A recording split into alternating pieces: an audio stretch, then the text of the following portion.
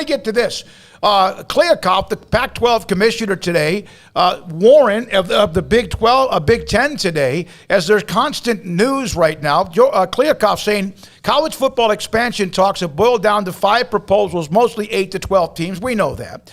He believes the Pac-12 is the only league to not have voiced opposition to at least one of them. He says that they're most flexible.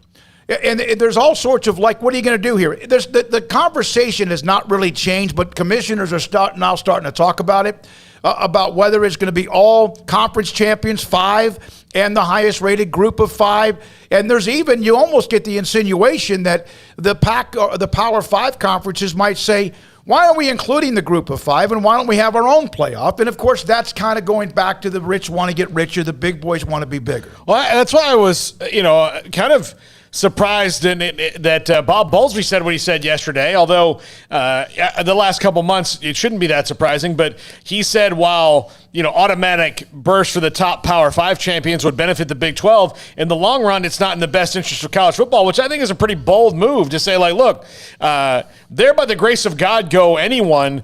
If you're deemed a little guy and can't get in, the purpose of expanding the playoff is true expansion and inclusion in something. And so if you have the top, if you have automatic bids to the Power 5, which is a huge sticking point right now, then that means that you could legitimately get kind of a random 8-4 or 7-5 team into there if they happen to be the second team in there, and maybe that knocks out a group of 5 team that's rolling through, maybe even has a good Power 5 win that wouldn't get in because they're not automatic, bid or whatever. So I kind of admire him saying, like, look, the good of the one outweighed the good of the many in college football for so long, and we are where we are now, and the good of the one is what happened and almost killed the conference that he runs. So, yeah, maybe you put your self-interest at least a little bit to the side and think about what's best for the sport as a whole. Well, here's the thing. Conference champions need to matter.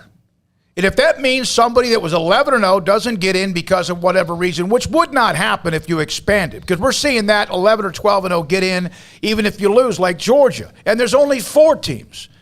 Conference championship games must matter more than just playing them because of money. Craig? I mean, I agree. We're going in circles here with the college football playoff and the discussion surrounding it. I don't have any strong opinions on anything that was said, to be perfectly honest with you. It's more talk, and I'm at this point kind of ready to see action. Do it however you want to do it. I mean, yeah, the conference championships should matter. If they don't, why are we doing this? I mean, what's the point? Do we really want to wipe out a game like Baylor and Oklahoma State last week and lessen its meaning? I don't know why that would make any sense for anybody. I think that last week's game and all the emotions that were attached to it, that was pretty special.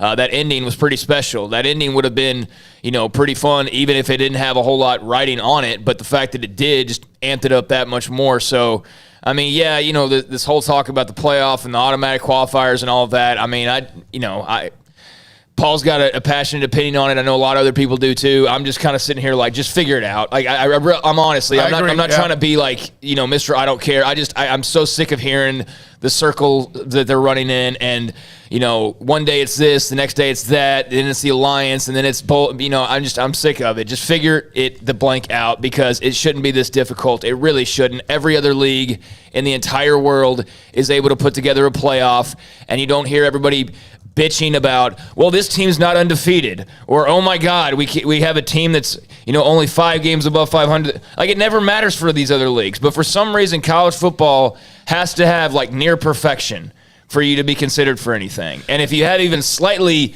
more than one imperfection, like, you're totally done. It's the only sport that does that, and part of that is the appeal of it is that you don't have a lot of mulligans. But if the current state of college football that we're going into is going to be one where you're just not going to have a lot of teams with unbeaten records, and that's just going to be what it is. Why are we okay for changes everywhere else, but for this one thing, we're like, but we can't have 2 lost teams in the playoff. Really? Because we can give like $1 million deals, wink, wink, attached to charity for like offensive linemen out of nowhere, and not everybody's cool with that, but we're just like, all right, that's part of the deal.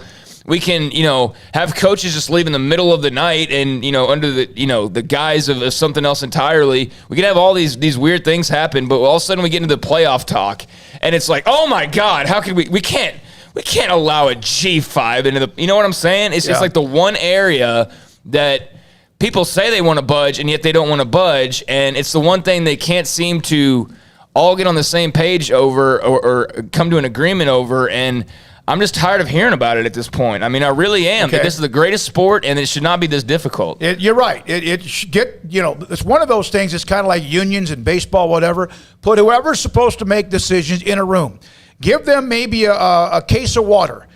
Don't even feed them. In fact, take away the water. You're not coming out until you have a decision. And if you don't have a decision, you can starve and also maybe just, I guess, just don't live. I mean, they're not in danger of anything because, I know we got to Well, it's kind of like the joke I've heard about picking a health plan for the country. If we just locked Congress in the room and said, whatever you pick is what you get too, we'd get great health care. Yeah, you're right. Yeah. Dave Aranda,